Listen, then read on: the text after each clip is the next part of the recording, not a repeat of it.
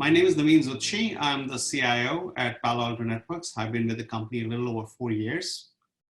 As you know, nearly every company these days is grappling with the new and urgent challenges created by coronavirus COVID-19 pandemic.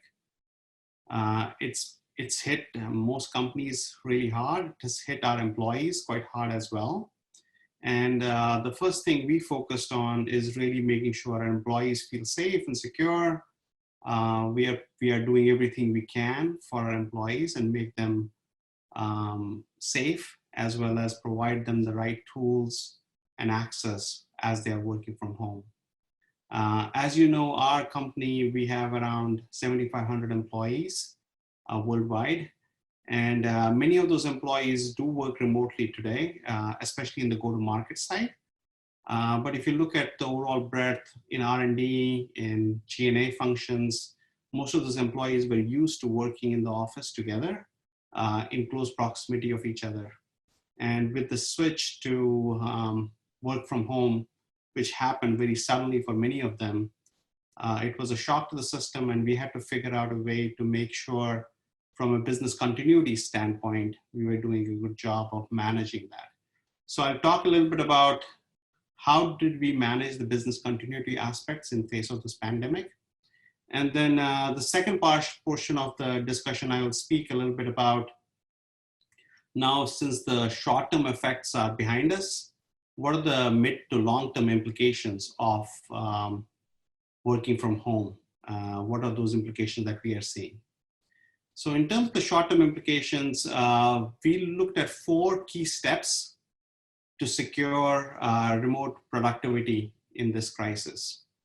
The first one was really around ensuring secure access to resources remotely. We are a cloud-based organization where majority of our products and applications are in the cloud already. So that was not an issue, but we still have certain applications that are coming from colo, or we have labs that engineers and others need access to. So we had to really quickly jump into an scaled out environment where regardless of where you are, you had great access to your resources. We saw up to 160% increase in our bandwidth usage in the first week as we announced work from home policies. And we were able to scale that seamlessly as a result of a few things. First, we had migrated from our own gateways that we had in 25 different locations to Prisma Access-based, cloud-based locations, which is 100+ locations, which provides the right level of connectivity closest to the end user in a secure manner. So that was good. Second is we had a mesh-based network access implemented so that engineers and customer support employees can access labs and other resources in a very secure manner back into our data centers or back into our headquarters. Third, we had zero trust infrastructure implemented. And so that enabled us to have the same level of security profile that you would expect regardless of whether the employees were working in our network or not, because we had an always on security profile set up for our employees. And these were all coupled with the fact that we also turned on QoS tagging for our video traffic as an example to ensure that high priority traffic could get the required bandwidth that it needs to ensure performance during this time. And then the third part of this ensuring secure remote access was really adopting a zero trust approach to security. And now that was already in place, so it was fairly easy for us to continue that model and extend that model to the work from home policy. The second thing that I would say is quite important is as you move to a BCP plan, you need to really measure everything. So do you have the key metrics in place? Do you have standard SLAs and SLOs in place with your business? And those measurements are not just measurements of system availability. We also looked at measurement of performance, productivity, usage of collaboration tools, and more. So we created an IT BCP dashboard that we have shared with all of our employees, and we show week-over-week changes on these metrics so that there is level of transparency around the availability of systems as well as performance of those systems. And there is a level of accountability back to IT on performance against those systems. So this dashboard includes what you would expect, email usage, meeting metrics, but it also includes certain things like engineering Jira stories, or how we are doing against GitHub commits, or it includes weekly and daily active users on Zoom, Slack, our own intranet.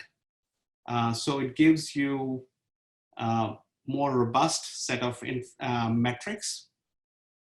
In addition, we measure mean time to resolve on tickets, ratio of tickets open versus closed, and first time fix. The third thing that is really important at this time was making IT help available everywhere. So this notion of, we had a notion of tech oasis where our employees could come into a campus or into a branch office, and they could come to an IT employee and get help in time right there. Now, with everyone working from home, including our tech oasis employees, we could no longer provide that service in person.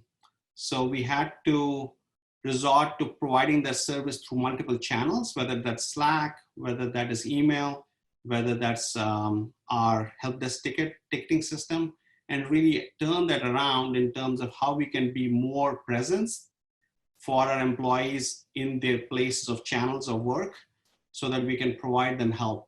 In addition to that, we are looking to accelerate bots for Slack that will provide conversational AI to support simple queries. That's not implemented yet, but we hope to implement that soon.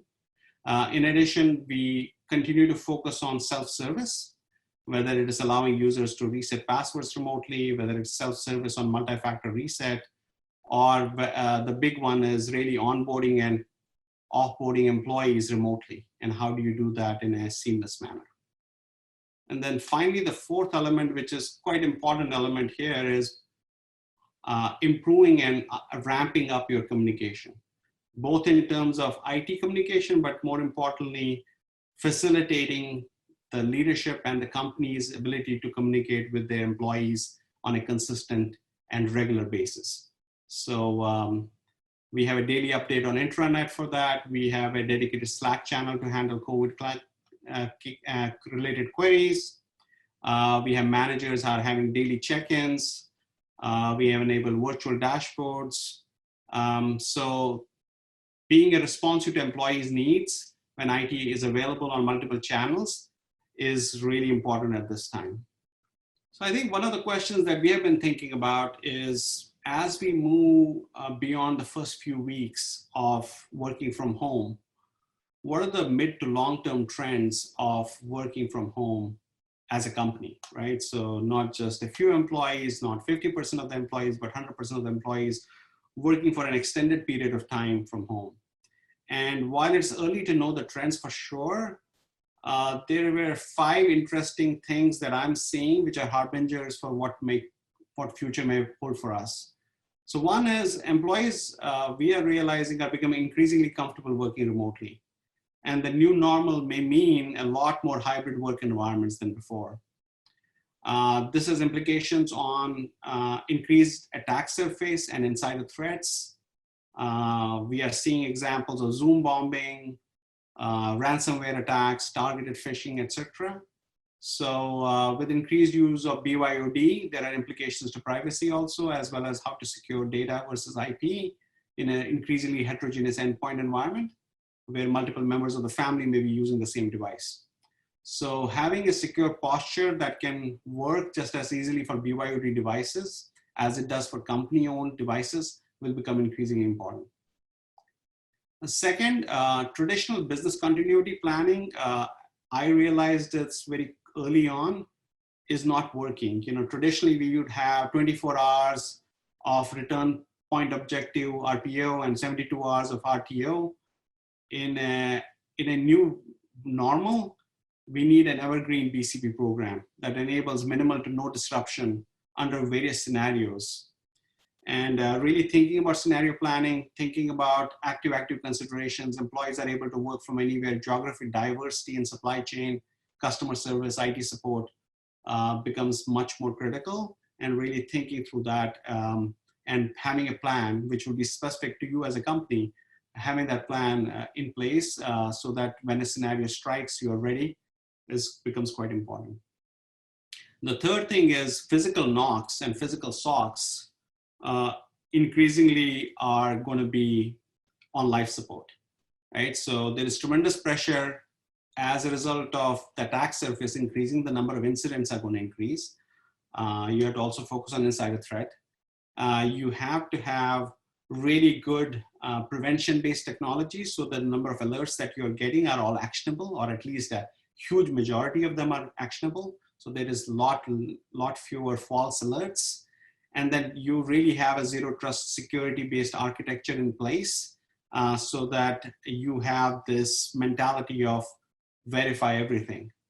Having the right tools, having the right automation in place, whether that is something that we use like Cortex XOR for our SOC, or we build automation into our firewalls, is really important to scale the organization as you get the pressure of not having traditional NOCs and SOCs. Fourth, I think cloud deployments will accelerate. This is pretty obvious. They are easier to scale. We are able to manage them 100% remotely.